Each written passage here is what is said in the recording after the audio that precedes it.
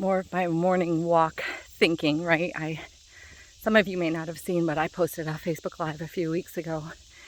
I do these morning walks outside my house, and they're just so beautiful. God's presence is everywhere here. It's just amazing. But got me thinking this morning. We had a sermon yesterday on how much people are striving for the things of this world, right? And how much we've been taught to strive, and that's so important. And resting is bad, and taking time for yourself is, going to fill you with shame because it means laziness. A lot of people see it that way. I did for a long time.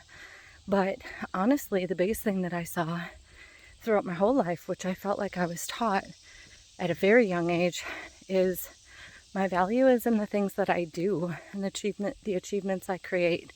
I create the material things I accumulate, how pretty I can be, how good I can do my hair and makeup, and all the fine clothes and jewelry and handbags, right? They're so important in our life. I roll, right? How ridiculous. It's so stupid. I could puke when I think about how much I was talked into believing that crap.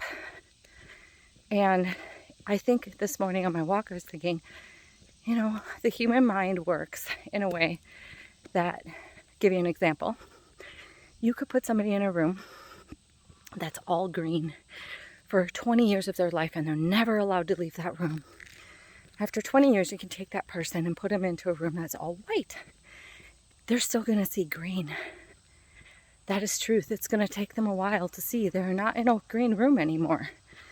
And that is the way that this works with this ideology that we've created in our community, in our society, where we have those beliefs of where our values lie. But yet you look around and nobody's happy. I certainly could not find joy to save my life. Here I am sitting at a six-figure, going on multiple six-figure income. I'm driving a Lexus for free from my company. They're flying me to Maui every single year in one of the most luxurious hotels in all of the world. Okay? Everything's free. Decadent foods, bands, blah, blah, blah. I win bonuses throughout the year. I mean, I could go on and on, right? I'm married still. My children are doing awesome.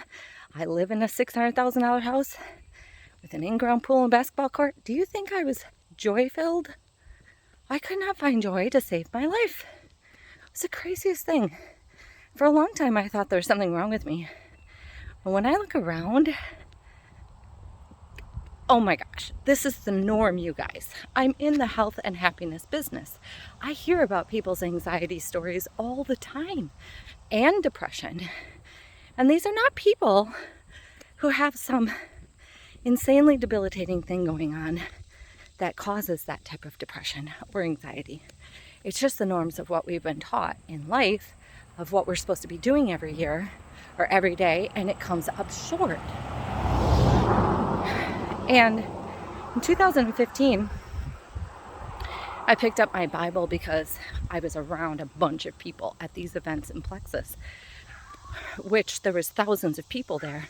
But the ones that stood out had this joy that I was after. And I'm like, what in the world are they doing? And I wanted it. And that was the one difference. They spoke about Jesus. And I grew up Catholic and very highly legalistic ways, and I went atheist in my 20s because I thought it was BS.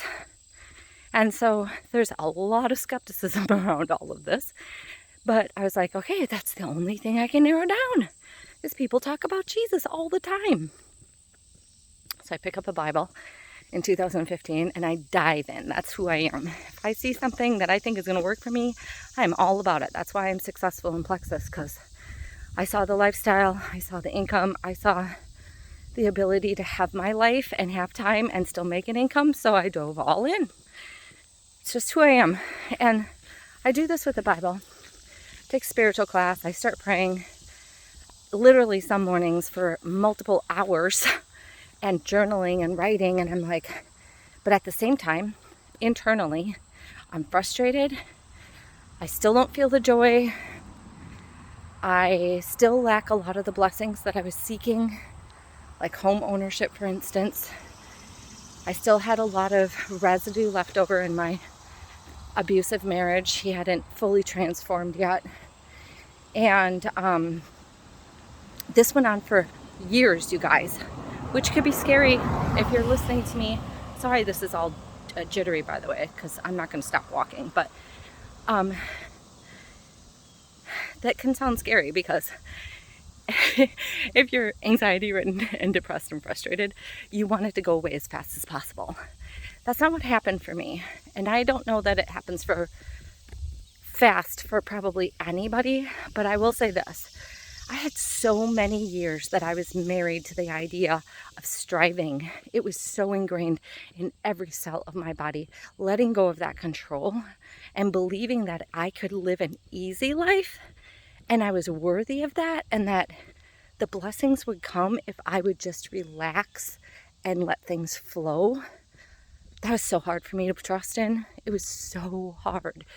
And so it took a long time because I was super stubborn. And I was married to that ideology. But I'm stubborn also in the sense that I'm not letting this go. And over that time frame, I would see God moving in my life in good ways. But then most of the time I was still frustrated. Okay, but the good ways were enough to keep me going. And here's the end.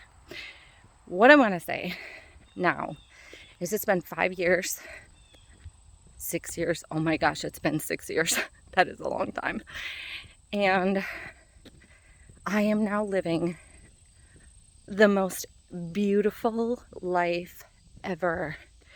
The joy and the peace and the happiness I feel, the easy that my life rolls out with every day. I feel like I'm living on a cloud.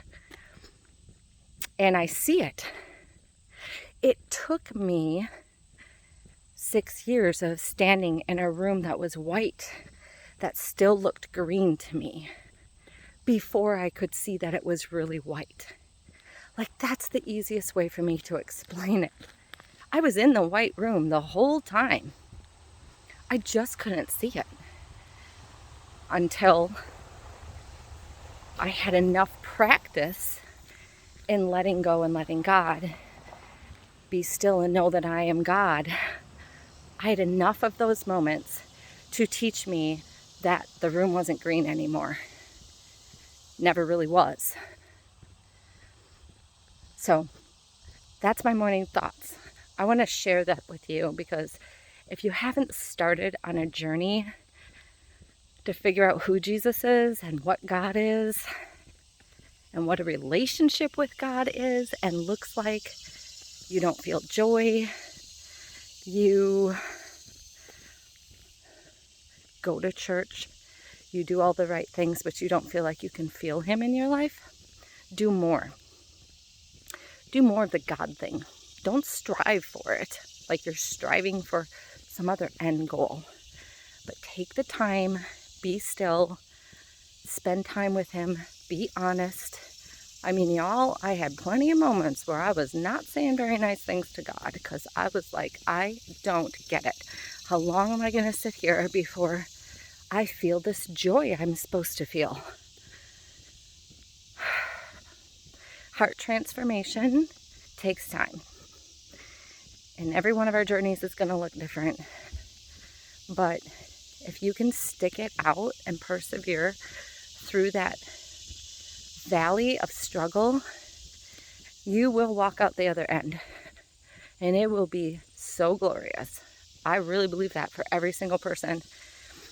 And so if you haven't started that path yet, I want to encourage you to do that. If you're on the path and you're resonating with some of the things I'm saying, like I'm praying every day and I'm reading the Bible, I don't get it, I encourage you to keep going. By the way, I will leave you this one thought of pure wisdom. Ultimately, the answer shows up in gratitude. Gratitude where you recognize that all that you have is not of your doing. All that you have, every blessing that shows up, is of God's doing. So humble yourself with that recognition. And no matter what's going on, staying in a state of gratitude. And then lastly, realizing, especially for the things that don't go right sometimes, it's oftentimes that part is of your own doing. It's your own mindset. When you stray from gratitude, and you get angry, and you get you puke out words of frustration into the world, that sucker's going to slap you right back in the face. It's really how it works. And it's going to keep doing that until you've learned. Each of those moments is a teaching moment. And when you finally figure out that you should be in that moment in a state of calm and trusting and faith, that as crappy as that moment looks, you don't need to get angry or frustrated. You need to know that it will work out. It will all work out. And when you can remain calm like that in the face of anything, because you have that much faith in God and you have that much understanding that it's like Jeremiah 29:11, right? I have plans of good for you, only good. When you can realize that and live in that kind of faith, anxiety, fear, anger, and frustration don't need to exist. And that comes from always remembering to be grateful and humble in all your ways. So I just thought I would share. See what my morning walks do for me? Or do to me. One of the other, it depends upon what you're thinking right now. But I love them. Deep clarification, because you're with nature, and nature is God, right? It's great. Have a wonderful day, you guys.